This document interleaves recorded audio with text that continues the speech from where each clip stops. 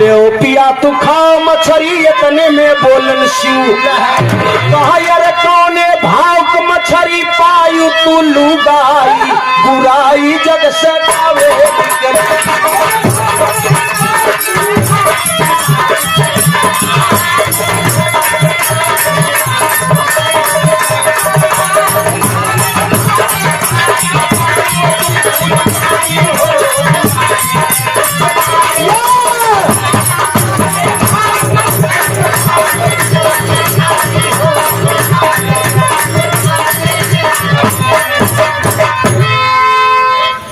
दिन शंकर जी के सामने शंकर जी रच के चदरा उठा कहा कल दे भी कई रुपया गिरजा कहा तो हफ्ते खावे से मतलब रोटी गिनबे से रोटी खावे से मतलब की रोटी गिनबे से हाँ ई मछरी खावे से मतलब की मछरी के रेट रेट है रहता शंकर जी कहा ना ना महाराज ना ना देवी पहले बताओ कई रुपया किलो माल लियो गिरजा देखे कुम्हिलान जाता चेहरा तनी के मास्टर साहब पछरी जात है कोई भी आप गलत काम समाज में कई लेबे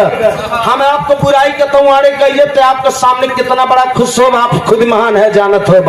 हमारा चेहरा खुद ही एकदम गिरा रही काहे से कि इंसान को पहचान करने वाला इंसान होता है कोई दूसरा नहीं होता है गिरजा लागिन चिमुरई शंकर जी कहें हम ऐसे न खा जब तक कर भीठ न बताओ तब गिरजा रोई के भोले बाबा से कहत है मार साहब का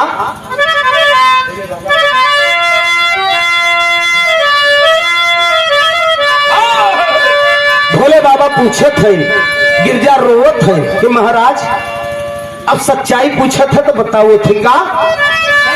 कहा भोले बाबा सारी बतिया गिरजा रानी हो माझी संग गवाई हुई जतिया गिरजा रानी हो